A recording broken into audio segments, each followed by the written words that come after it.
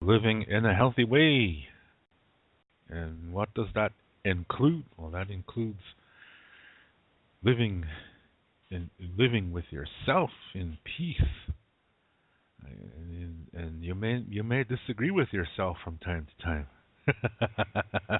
I know that sounds funny, but when you're presented with the situation and your heart wants you to go one way and your mind wants you to go another way. That's what I mean. Yeah. And a lot of people, they'll say, "Well, we got to do things, with our hearts. We have to live our lives using our hearts." And if you just use your heart, things may appear to be working for a while, but then you're going to see that it doesn't remain like that. And then you're going to try to compensate by saying, "Oh, it'll work out. Yeah, I just got to keep doing that."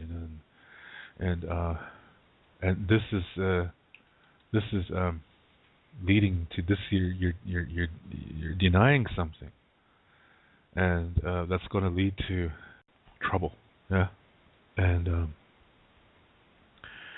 that's the way to codependency. If you just use your heart. Yeah, and some people could even become victims of oppressive friendships, oppressive relationships, whether it's romantic or with family. You're always trying to please the other to keep the peace. You think that's what peace means. That's not. It's not what peace means. That's the kind of thing that happens when you just follow your heart. And of course, when you just use your mind, you can get in trouble there too, because you could end up hurting people, and you didn't really intend to hurt them. So you have to use both. You have to find a balance between both, and that balance is going to be different with every situation, because every situation is different. So you have to. How do you do that? Well, you do what I said in the first hour of this show, of living in a healthy way. Then you look at the situation, you examine the heck out of it, and then you see what can be done, and don't be surprised if there appears to be more than one solution, because sometimes that happens too. So then you have to really weigh it out. Yeah, you really have to weigh it out and say, okay, if we go this way, we're going to lack this, but if we go that other way, we're going to lack this other thing. So it's up to you. When something is like that, you still use both your mind and your heart together. And there might not be a correct way. You might just have to just do something and then see what happens, and then make the best out of the results. And I think where we put unnecessary stress upon ourselves, and what was when we say, "What is the right thing to do?" Yeah, when you're given a situation, that same situation, might mean something different to two different people. So if I'm presented with a situation and one of my friends is also facing the same situation, what I choose to do may work for me, but if that person makes the same choice, it may not work for that person, because we all have our own individual vision, our own path, and so what works for one may not work for the other, and vice versa.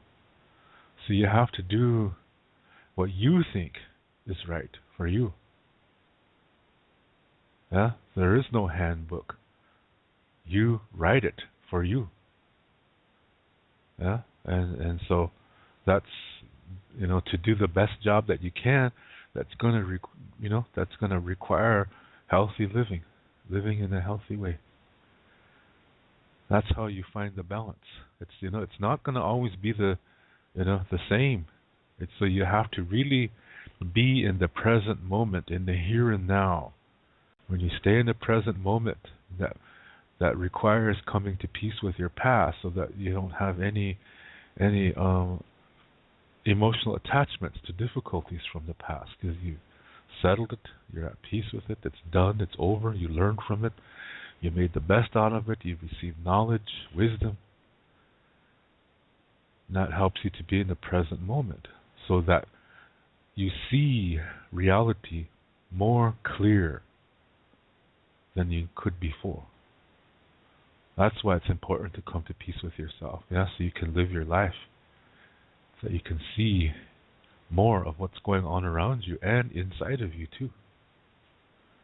That's the way it works. That's why we have to use both our minds and our hearts. Yeah, we have to use them both.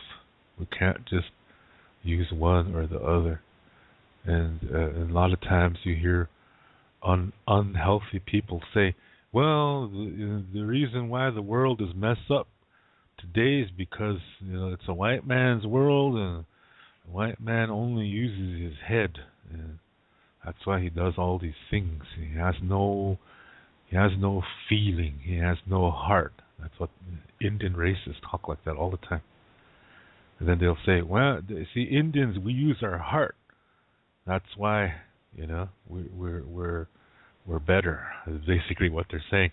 But just using your heart. I mean, look at our situation today. We're on, the reservations with 90% unemployment, with 10% controlling the wealth on the reservation. And those are the people who are tribal government workers or friends and relatives of tribal politicians. And they need to keep that 90% poor so they can have money. We're against each other. Now, how did we get like that? By using our hearts? You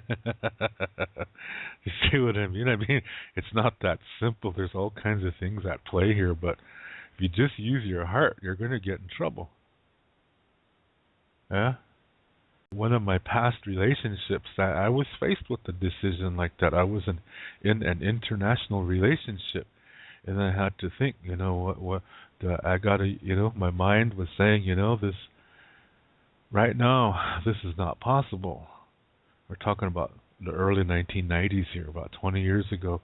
There was no internet at that time, and the international calling cards were not yet in existence. So, the only way to keep in contact with each other cheaply was through, snail mail. And if you don't know what that is, it's regular mail. Yeah. And if you send it airmail, maybe it gets there in a week. Yeah. And if you want to use a telephone, you have to make it really short. And then you have to, make plans. Somebody spends several months here in one country, and the other person spends several months in the other country, of the other person's country, and stuff like that. And my mind was saying, that's not going to work, because, you have to be in the same place for the relationship to happen. Long distance is it's a doorway to a relationship. It can lead to a healthy relationship. It can be a beginning, but it is not the relationship. Yeah, it can only be a beginning. That's what my mind was saying. And then my heart was saying, but she's pretty.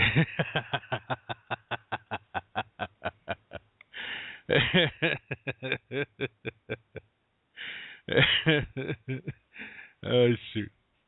Eventually, that ended in a rugged way, because I used my heart.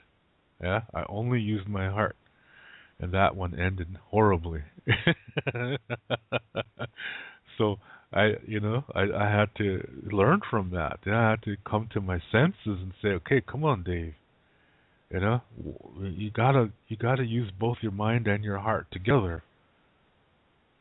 Yeah, you have to use both.